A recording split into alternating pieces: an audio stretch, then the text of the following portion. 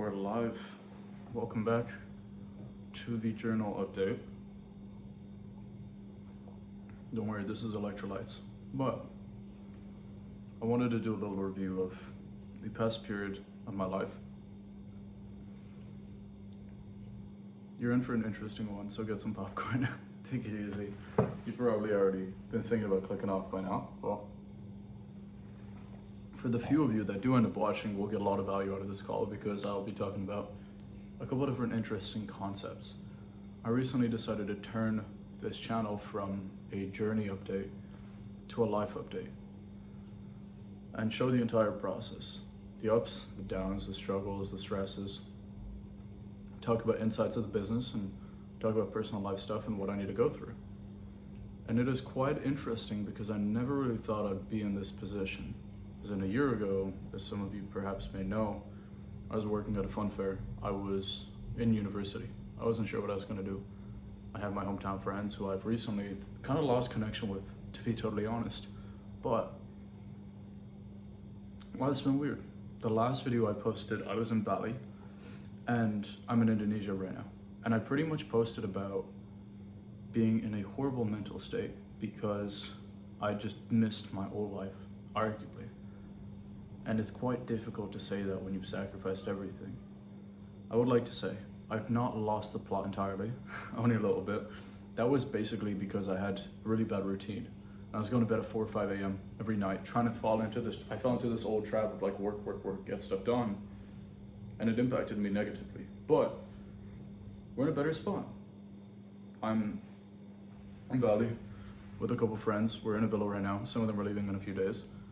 The business is ending okay. We're ending at sub 40, right under 40, I think, on the month, which is not horrible. It's right behind our all-time high.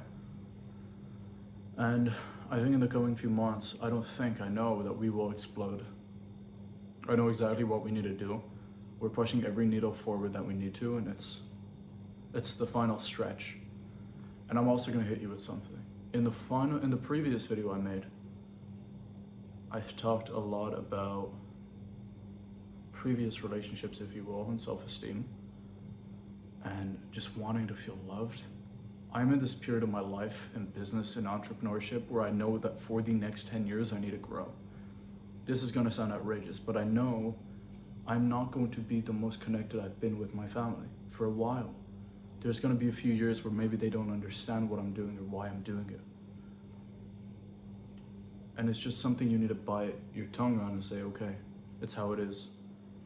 So losing the family connection I have, and it's tricky to say because a lot of people advise against it, but I think it's something that just needs to be endured. Not being super close to my brothers, speaking to my mom pretty often, but not being able to be super communicative with my dad because of the characteristics we have that we clash a little, and that's okay. That's what family is. But going balls to the wall and going all in and doing everything you can to physically push the needle forward is how things have been feeling. And it's beautiful because there's days where all you do is work and there's days where all you do is fix problems, and it is the nature of the game when you fall in love with the journey. I realized recently that I limited my knowledge due to ego, and I stopped watching YouTube videos, I stopped learning, and I stopped thinking about new concepts. And I realized I started to regurgitate myself a lot because I didn't learn new things. And I love learning, but I didn't let myself.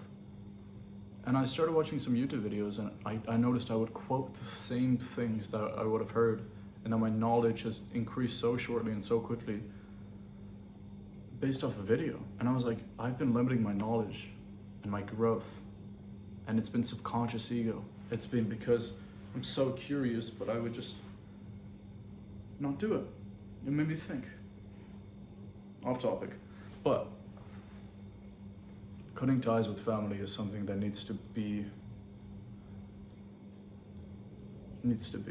It's something that needs to exist for a period of time, is what I've seen. It's funny. Bali, Indonesia, a place I would have dreamed of going a few months ago, and here I am now, quote unquote, living the dream for most people, but in my own reality, I'm just working harder than I've worked. Today was purely figuring out legal complications, if you will. Going to buy underwear because one of them ripped. Or like I have like 2 pairs left that aren't ripped. One of them makes me chafe. And I got scammed for underwear. But today was very much one of those personal days where you just need to take to do stuff. and I've been cutting, I've been getting quite lean. You guys can't really see it on camera, probably looks horrible, but because of that, my energy has been quite low because I dropped my carbs, so obviously readjusting to that. There's been a bunch of random stuff going on. Yeah, it's interesting. With the management recruitment agency we operate, I officially have a partner since this video as well, since the last video I suppose. We're 50-50 on it. I was already giving him quite a lot of equity, but now we're at 50. And he's really pushing the needle forward with me, which is beautiful. And it feels nice to be part of a business with someone. In the past, I had partners, and I hated it. I resented partners the same way I resented business. And this time around, I told myself I would never have partners, but it just naturally worked. And I didn't give too much thought to it because I wanted to trust my gut. Been going good so far. I think we're really going to push the needle forward.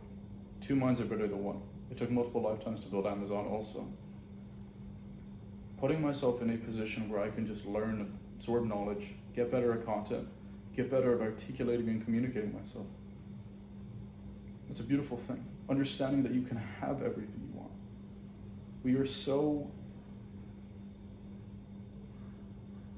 When we start things, we expect it to be everything we do. When we start business, we expect it to fully absorb us. But it is just like going to the gym. When you start off, you don't believe it's possible. And then you do it, and you're like, oh, I'm not that far away from it. And there's periods when it absorbs you so much, you're tracking your macros, you're going to the gym all the time, and then there's periods where you realize, hold on, all I need to do is an hour a day, 5 days a week. And I'm at that point where personal life is going extremely well, significantly well. My social life is evolving, and I'll talk about that too. Business is going very well, and it'll continue to, even though I genuinely feel like we had the worst month ever. It's actually gone quite well. And it went horrible. From a performance standpoint, it went horrible. But, and the fact of like how we've sustained and how much we're gonna grow, beautiful. Personal life going well. Social life is improving. Business is going great. I'm getting in better shape than I've ever been, and I'm very, very, very close to peaking my previous all-time high, which honestly wasn't that good, but we're getting there. Progression on all aspects of life, and I put myself in this position. I had this fear growing up of being on airplane mode. I didn't like being in routine. I didn't like being in this constant cycle of doing everything every day because it made me feel robotic and it made me feel not real. It made me feel like I wasn't living to live. But now there's aspects I understand, as in sometimes you do need to be on airplane mode. And I heard something from Charlie Morgan today that was pretty much, we bring in systems, as in something to solve a problem you have, as in how do I go to the gym, because you don't want to waste your energy running or walking, so you figure out, okay, I'll get a taxi or a car or a bike or whatever it is. We create systems to simplify our energy reserves, to save our energy reserves for more important things. And I'm starting to understand sometimes you do need to be on airplane mode so you can take a lot of the energy you have and put it into bigger things, like fixing problems in the business. We have X amount of focus, you don't want to dilute all of it. You want to minimize and simplify most things, which is why routine, I think, is so beneficial. I don't know if you guys can see, there's someone in the background there. But I think that is why routine is so beneficial. And I'm settling down here for a while, I think, which is quite cool. I may also have to do a passport run, which is pretty dark. But I think I'm going to stay in Bali for about 2 to 4 months and just enjoy it. There's a swimming pool behind me. We're staying in a villa that's a couple $100,000, I guess, naturally, as is most property. And most people would get happy here and say, wow, this is insane. At the gym, there's a swimming pool, there's a bar, there's like I don't know if there's a sauna, there's a slide, there's a sauna, I don't know if there's a jacuzzi. It's great. Most people would come here on a few grand a month and live this fantasy life and feel like they've made it. When I came here, I just didn't care. I don't care about the beautiful things here. I love the nature, but I don't care about the swimming pool. I don't care about the luxuries, if you will. The nicer gyms, cardio machine is a cardio machine. That is not where my energy is going. It makes me realize more of my why and more of my desires to grow. It makes me understand the importance of working and understanding I need to go through this growth period. But I don't think I'm going to get distracted in Bali. I watched this video recently, and this is what I mean by letting myself learn more and absorb more and watch more. And this guy was interviewing people in Bali, saying, what is it you do for a living? How are you here? And the first two guys, I kid you not, were doing anywhere from 500 to a million a month. 500,000 to a million a month. And you would think, okay, well, maybe they're lying. Even if they are lying, there are people here making that money. Most people here, maybe not a crazy amount. There's people that are absolute chillers here. There's people that work hard. There's the 5 a.m. crowd. There's the surfers. There's the people who just work all day. But the biggest discrepancy I noticed between the guys making $500,000 a month, from what I've seen so far, and the guys not, is passion. It's like if you truly enjoy what you do, and you understand that I want to get from X to Y, you will work significantly harder. As in, I understand now that the recruitment and management agency we are building alongside my coaching company, and I'm going to expand on that too in a moment. The recruitment agency alone, my partner is currently in LSE, and he's also one of my first 2 students, and he got to 20K per month from the coaching company, which I think is beautiful. He's finishing this month at 20. But the management recruitment agency, when we have 100 clients, we are generating 300 to 400K revenue per month. The margin won't be insane. As you can imagine, partner, paying a team, having a manager, whatever it is, the aspect of being able to say at the age of 19, 20, even 21, just general, 20, let's say, because I'm 20 by December. Being able to say you scaled an agency to 300-400 grand a month and you monopolized an industry is absurd. And it will give you so much authority and frame and conviction with anything you choose to go through in the future. And this is my plan. Scale the management and recruitment agency to $400,000 a month, 300-400,000. Not even for the financial aspect, purely for the passion, and also the fact that I can whip it out in my resume, wherever I do, whatever industry I go into, anyone I speak to, I can say, hey, we scaled this agency to 7 figures per year, multiple 7 figures per year. Then the coaching company, getting it to about 20, 25 people coming in per month. So having it generate a very good chunk of cash per month for the cash flow, for the personal fulfillment, being able to actually change more lives like I did with my partner. And then potentially even consulting. I have one guy I'm consulting right now, and I had a 90-minute conversation with him. He went and made 30K per month for 2 months straight. Now I'm working with them, and I'm gonna scale him up. I'm gonna help him make a lot more money and break a lot of his mental limitations and automate, I guess, his systems and make his business better. But having consulting clients, I love the ideology of having the management recruitment agency do 6 figures per month, having the coaching company do like 100 a month, having the consulting be there for passion and fulfillment and desire and growth, being able to have the self-conviction, but being able to say that one of my clients is paying all of my monthly expenses if I have him on a retainer of a couple thousand per month. So yeah, we can look at it from a financial perspective and say the agency will do a few 6 figures, coaching will do 100, for example. The consulting will do whatever, not a crazy amount, because I don't want to like burn myself out. I just want to have a really good time with it. Do like a call a week with clients, whatever it is, maybe 4, 5, 6 clients.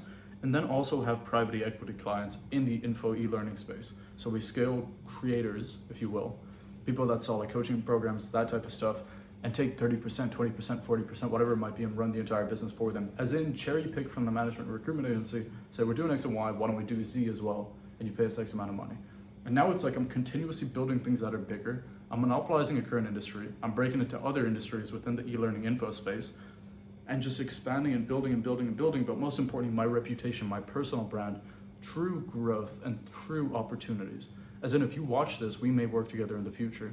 You might join my coaching company. You might work with me on the management agency. I may scale your coaching company, whatever it might be.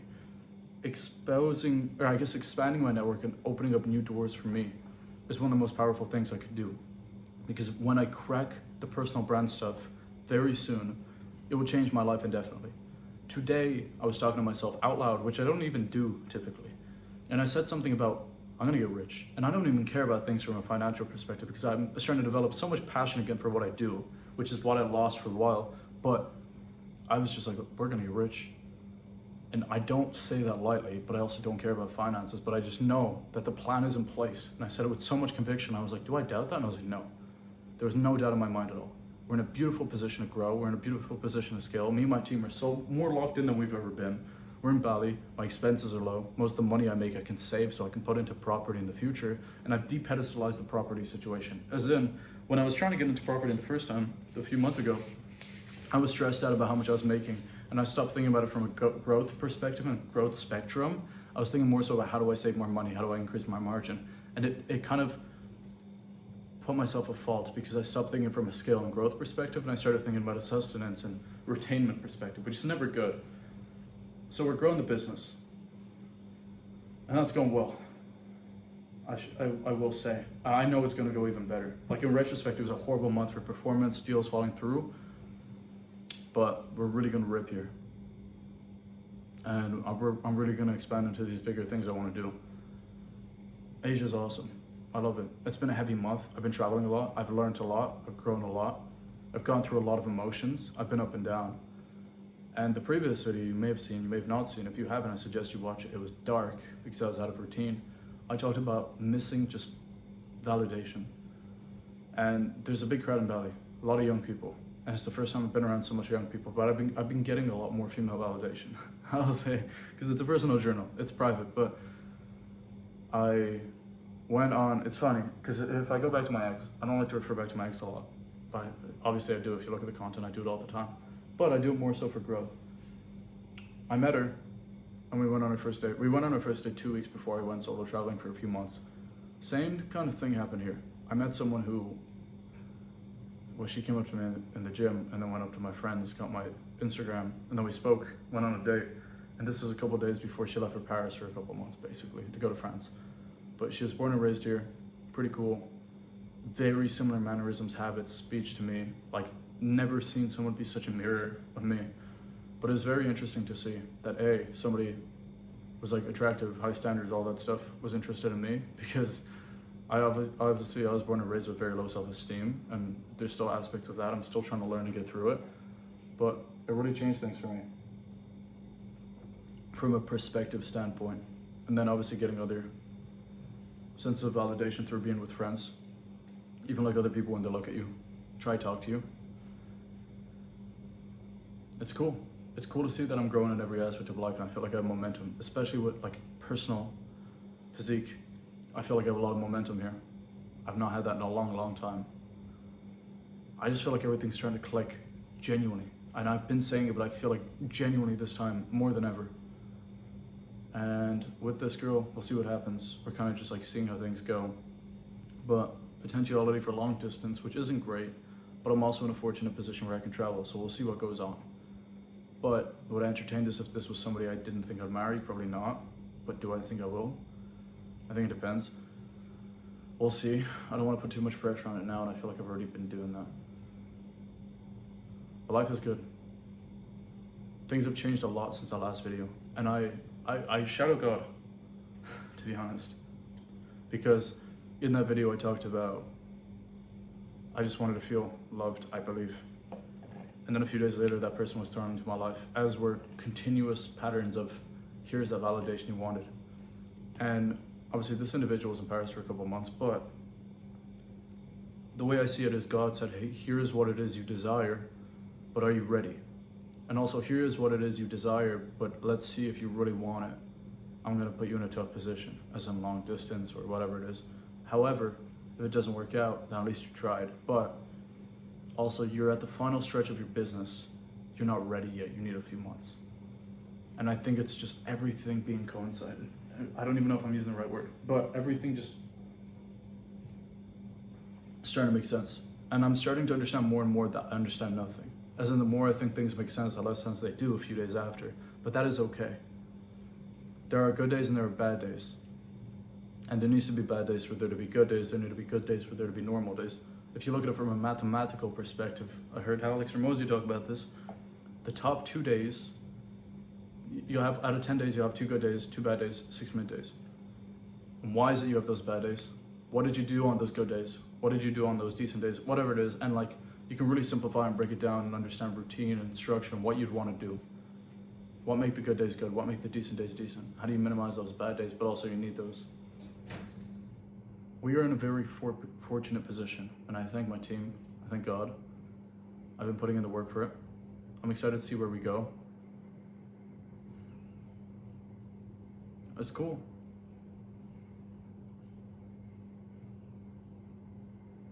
I'm trying to think about what else to say.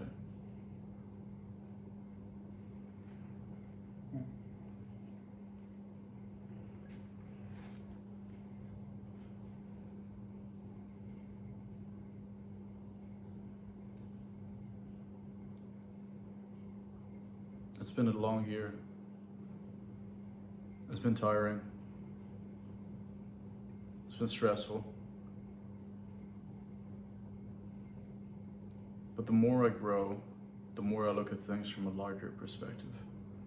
And I realize that this is my journey. And one day when I'm on a podcast, I'm going to be so happy to talk about it. And that's why I'm open to endure pain and stress and problems. We're in a beautiful position, which we're very fortunate for. And I'm excited to see how far we can take it. Because we will take it far. I promise you that. Let's change the game.